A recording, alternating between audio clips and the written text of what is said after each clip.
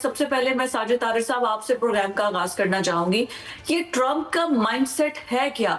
ये रोज सुबह उठता है, सुबह उठने के बाद उसको ऐसा लगता है कि आज जंग करनी है, आज जंग नहीं करनी है, आज मैंने सीज फायर कर देना है, आज मैंने फील्ड मार्शल की तारीफ कर देनी है, आज मैंने जो है वो मतलब सब कुछ सबके साथ शरारतें करनी है। तो ये बेसिकली ये माइंडसेट क्या American media, American Republican party या पब्लिक समझ सकी है कि अब क्यों वो दोबारा ईरान पर अटैक करने का सोच रहे हैं? देखिए, मैं इसको जो आपने सारा सवाल किया इसको इस ट्रिप के तनाजर से देखना चाहूंगा। इस वक्त अमेरिका के अंदर 2 दिन से वॉशिंगटन डीसी में बिल्कुल इस वक्त इसका सारा एनालिसिस हो रहा है कि इस ट्रिप में क्या खोया, क्या पाया, क्या उम्मीदें लेकर गए थे, क्या लेकर वहां से वापस आए। अगर इस वक्त देखा जाए तो इस वक्त चॉइस क्या है, इस वक्त प्रेसिडेंट ट्रंप के पास क्या चॉइस है। इस वक्त हर तरफ से अगर देखा जाए तो सारे रास्ते बंद हो चुके हैं, बल्कि हमारे वजीर दाखिला मोहसिन नकवी साहब आखिरी दौरा इस हवाले से कह रहा हूँ, मुज़ाकरात के हवाले से, डायलॉग के हवाले से मैं इसको आखिरी दौरा कंक्लूड करूंगा।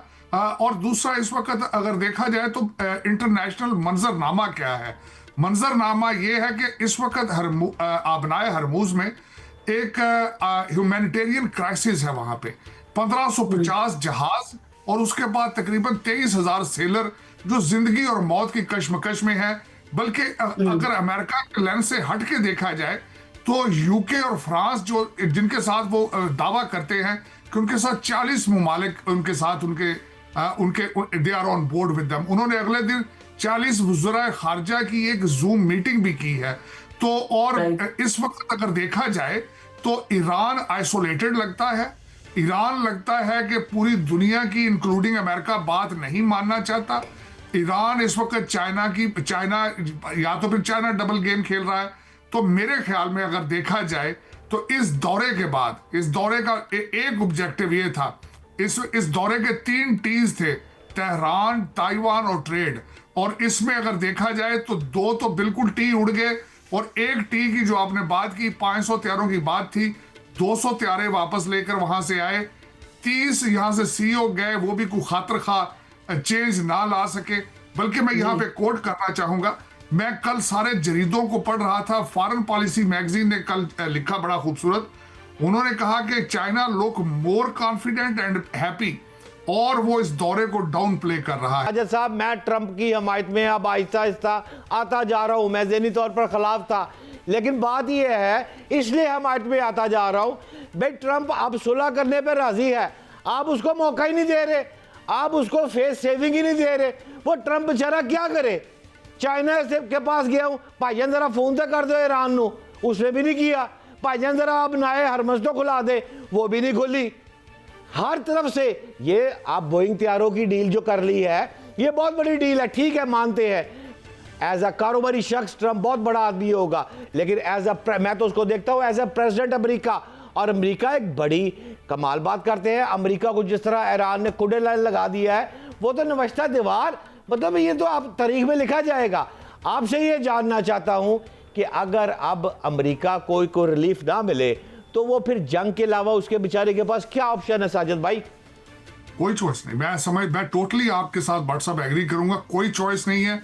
सिचुएशन ये है कि मैं कंबल को छोड़ता हूं, कंबल मुझे नहीं छोड़ता।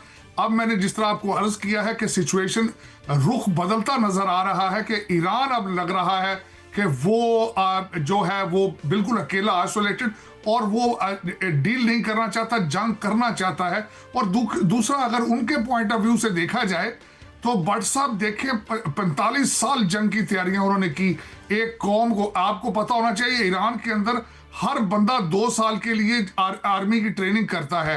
आप देखें, उनके नंबर देखें कि जंग की कितनी तैयारी, तो वो दर हकीकत उनके लिए भी अगर देखा जाए तो इतना आसान नहीं है। लेकिन वक्त का तकाजा यही है कि उनको चाहिए कि अब वो कहते हैं अनफ इज अनफ। एटलीस्ट मैं कहता हूं ह्यूमैनिटेरियन बेसिस के ऊपर उसको खोलें, ट्रेड के हवाले से देखें, अपना और अपने बच्चों का फ्यूचर देखें। तो भट्ट साहब देखें, 45 साल जंग की तैयारियां उन्होंने की। एक कौम को, आपको पता होना चाहिए, ईरान के अंदर हर बंदा 2 साल के लिए आर्मी की ट्रेनिंग करता है। आप देखें, उनके नंबर देखें कि जंग की कितनी तैयारी। तो वो दर हकीकत उनके लिए भी अगर देखा जाए तो इतना आसान नहीं है। लेकिन वक्त का तकाजा यही है कि उनको चाहिए कि अब वो कहते हैं अनफ इज अनफ, एटलीस्ट मैं कहता हूं ह्यूमैनिटेरियन बेसिस के ऊपर उसको खोलें, ट्रेड के हवाले से देखें, अपना और अपने बच्चों का फ्यूचर देखें। अब इस वक्त देखें, जब कहते हैं कि एक बदमस्त हाथी को जब रास्ता ना मिले तो फिर उसे निकलना तो होता है, उसको निकलने से रोक कोई नहीं सकता। और इस वक्त जो सबसे सेंसिटिव बात यह है कि इन्होंने अभी रिसेंटली एटॉमिक अपनी सबमरीन हिस्ट्री में पहली दफा हुआ है। अब इस वक्त देखें, जब कहते हैं कि एक बदमस्त हाथी को जब रास्ता ना मिले तो फिर उसे निकलना तो होता है, उसको निकलने से रोक कोई नहीं सकता। और इस वक्त जो सबसे सेंसिटिव बात यह है कि इन्होंने अभी रिसेंटली एटॉमिक अपनी सबमरीन हिस्ट्री में पहली दफा हुआ है, एटॉमिक सबमरीन का इन्होंने लोकेशन डिस्क्लोज की है कि जबराल्टर से खलीज फारस की तरफ रवाना हो चुकी है। और इस वक्त अगर देखा जाए तो इनका जो प्रोजेक्ट फ्रीडम था, आप देखेंगे कि वो दिन ब दिन अच्छा नजर आना शुरू हो जाएगा। यूरोप साथ होगा, इस वक्त कई ममालिक ज्वाइन कर चुके हैं अमेरिका को।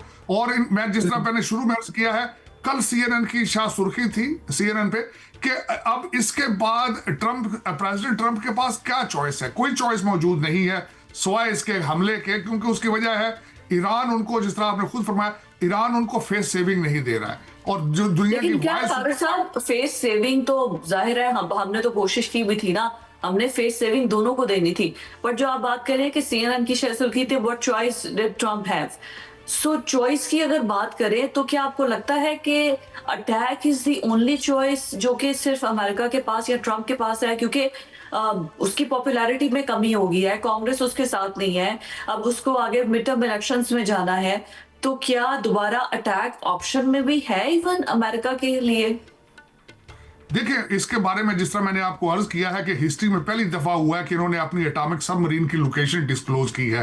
तो दर हकीकत चाहे वो प्रेसिंग टैक्टिक था, लेकिन अल्टीमेटली वो ये एक सोच तो मौजूद है कि इस वक्त के सेंटकॉम भी इस वक्त तैयार है। और भी इसमें देखा जाए तो जो प्रोजेक्ट फ्रीडम, और मैंने जिस तरह आपको अर्ज किया है कि अब वो अच्छा नजर आना शुरू हो जाएगा ह्यूमैनिटेरियन बेसिस के ऊपर। 23,000 सेलर्स का वहां फंसे रहना, और उसके बाद दुनिया को एक इन्फ्लेशन का बुखार होना, और दूसरा अमेरिका ने मूव फॉरवर्ड करना है, जिस तरह आपने खुद फरमाया है, मिड टर्म इलेक्शन है, पॉपुलैरिटी है, एक सेनेटर का सिर्फ गुंजाइश मौजूद है।